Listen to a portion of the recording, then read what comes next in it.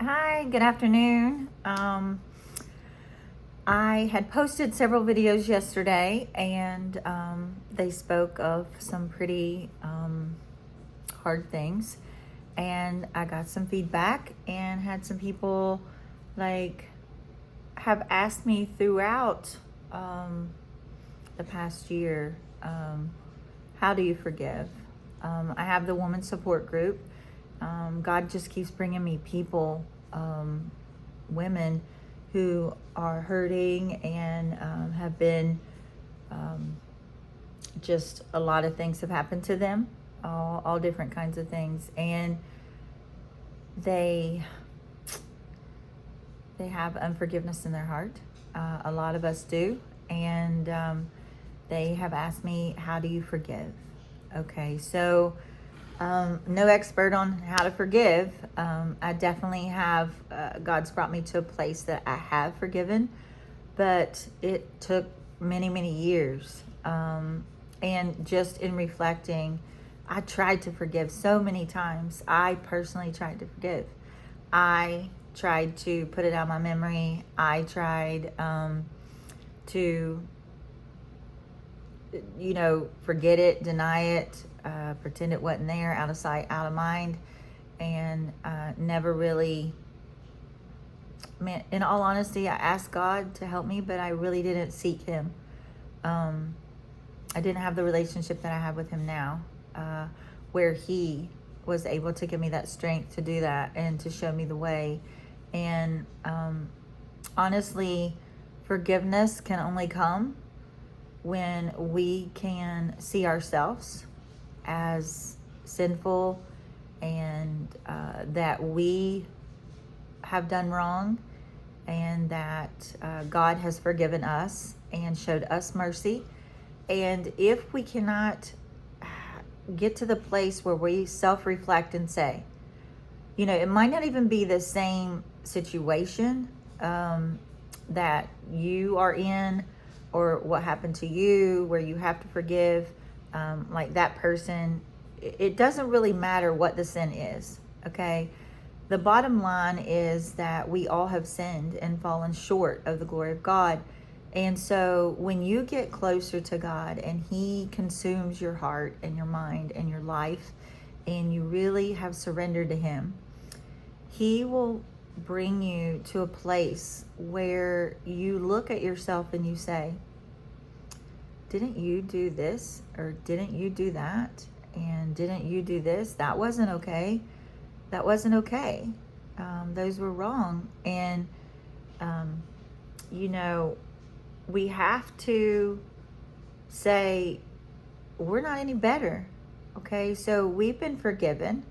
And there's a lot of scripture verses within my talk that I'm throwing out there at you, but not listing the scripture verses. But, God says we have to forgive more than 7 times. I think He said 70 times 7 or something like that.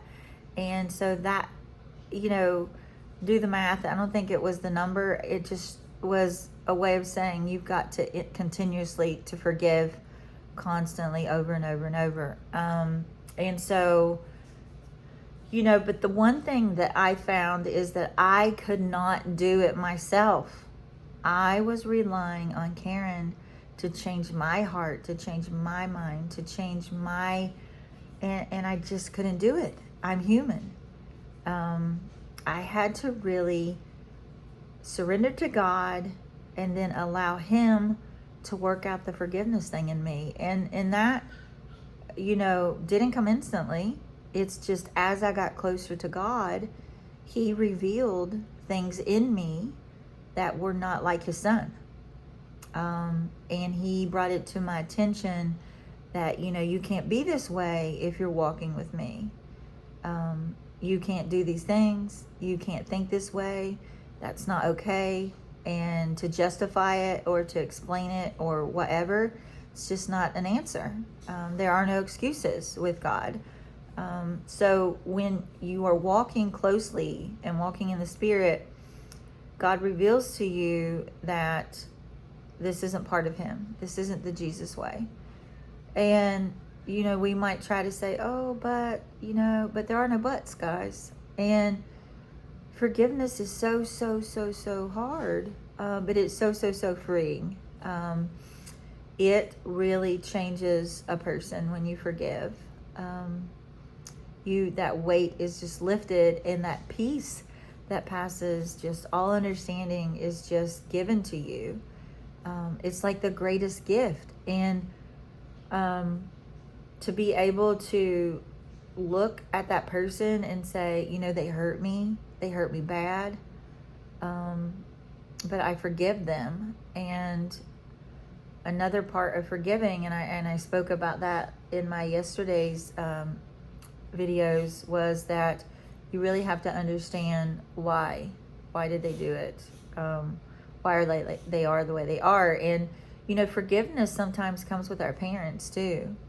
Like, we need things as kids that we don't get. And like, when you have two broken people coming together, you can't be healthy and whole. You're going to live a broken life, and you're going to also cause your children to suffer from things and not get things that you can't give them, because one, you didn't get it yourself, and it's really hard to give what you didn't get. And when you recognize that you didn't get it and you needed it, it's easier to say, okay, I need to implement this in my life so that my kids, that doesn't happen to them. Or, oh, I'm starting to see patterns, generational, cycles that I need to stop. And how can I stop that? And so, but back to forgiving your parents, they did the best they could. At least mine did. There are some parents out there that have given their children away, that are abusive, that are just horrible parents. And if we reflect and we just say, what was their childhood like? What did they endure as a child? What trauma did they go through? And did they heal from that? Because that's the thing.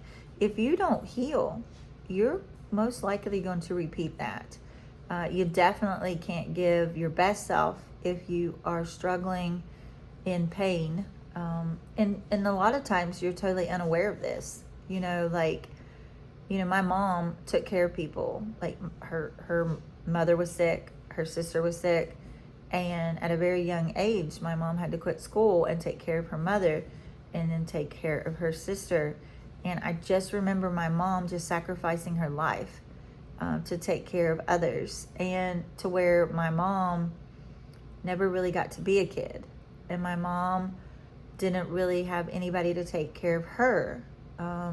So she was isolated, and she was alone, emotionally and physically. Like, I talked to her about this, and her parents didn't show affection, and like, my mom's not a real affectionate person. Like, she'll give me a hug and tell me she loves me, but I didn't see that a lot in my life growing up. And I do remember that when my mom went to cry, she would hide her face, and I remember doing the same thing. When I got hurt, I didn't want people to see me cry. I saw it as a sign as a weakness, and I also saw it as being, I shouldn't feel this overwhelmed. So it made me feel less of a person, because I couldn't control my emotions, that I had to cry. And through therapy and through the years of experience, I do know that crying is healing, and that we need to express those emotions. But my mom, she loved us kids, and I know that. My mom is one of my biggest supporters, the Rock, and she's a very strong, independent woman, and but she's broken, and a lot of things have happened to my mom that she really hasn't healed from. And a lot of people are not aware of what breaks them, and they don't do the hard work because they don't know. They just know they have these feelings, and they continue to do these cycles, but they never get to the root of the problem to heal it. And so, we have to forgive our parents for what we didn't get.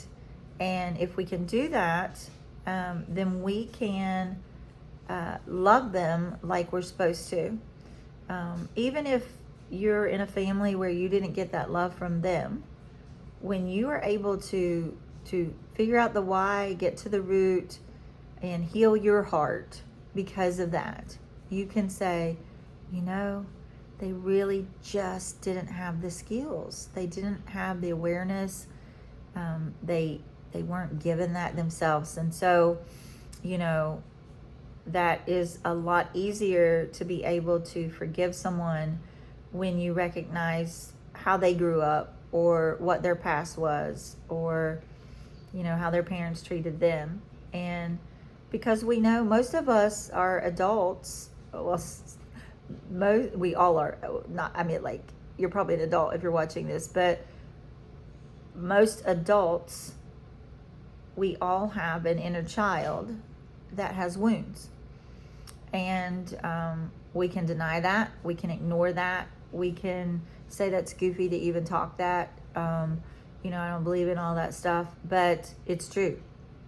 You have an inner child that has a lot of things they didn't get. And so you as an adult have to give it to them.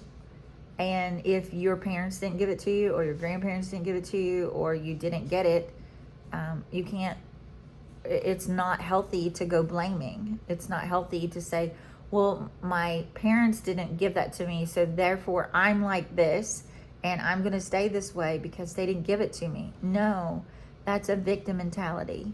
You back then, you couldn't help it. But now you're an adult and you're aware, and you need to get the help that you need to get to be able to move forward, to have the best version of you and the best life that God has for you. And, you know, it all plays a component in forgiveness. You know, relationships are hard. They're difficult, and we get wounded and we get hurt, and things happen to us that we didn't, you know, deserve. And we do things to people that they don't deserve. So, you know, we just have to reflect on ourselves and say, God showed me mercy and grace and forgiveness. I am no better. I might have done something different. Maybe I didn't do that, but I have done things to where I have been forgiven. I have been shown mercy. God has given me a fresh start, a new day, another beginning, a second chance, a third chance. And if He can do that for me, then I have to do that for someone else. And, you know, it's not about them getting off the hook. Okay, believe me, they are not off the hook. If you have ever done something to someone and you haven't forgiven yourself, then you live with that deep rooted hatred, hurt, condemnation, shame about yourself. If you haven't forgiven yourself, then you live a very sad life. You cannot grow. You cannot be happy. You cannot even, I mean, you know, I think forgiveness is like, one thing is the hardest is forgiving yourself for the things that you've done. And that's part of forgiveness. You have to be able to forgive yourself too. So it's not just about forgiving someone else. It's about forgiving you. To be free, you can't have any harboring any anger, bitterness, unforgiveness in your heart. It blackens your heart. It causes your heart to become stone. It hardens it, and when you get a hardened heart, you can't hear from God. Because it's not of God, and so you really have to find ways to get rid of that. And I can only speak for what I did in forgiveness. Is I just built my relationship closer to the Lord, and as that grew, my heart grew tender. He renewed my mind. He renewed my spirit. He gave me His heart. He gave me Jesus' heart. And the Holy Spirit convicts me when I do things that are not of Him. And so I struggled, though, with forgiveness for goodness, at least 30 years, you know, and then it just seemed like that compounded. That hurt me, and then something else hurt me, and then something else hurt me, and I became so overwhelmed with hurt that it pretty much wiped me out. I didn't know how to do it, and but thank God that you know what Satan means for evil, God means for good, and some things happened in my life that I wasn't in control of, and God removed me from situations, and during that isolation time, when it was just all I had was God by my side, He isolated me, and He poured His love into me, and I poured my heart and soul into Him, and together He just helped me. He helped set me free, and it's the greatest feeling, guys. It's exactly what He wants for us, and I'm so glad that I was chosen to be free. I'm so glad that the awareness is there, the ability to reflect and say, you know, I'm not all that. I did this and this and this and this, and so I'm glad I have a humble, gentle heart now, and not pointing fingers and blaming everybody. I'm glad I'm taking ownership for my own stuff, and you know, and showing grace and mercy to those who are harming people, or harming you, or hurting you.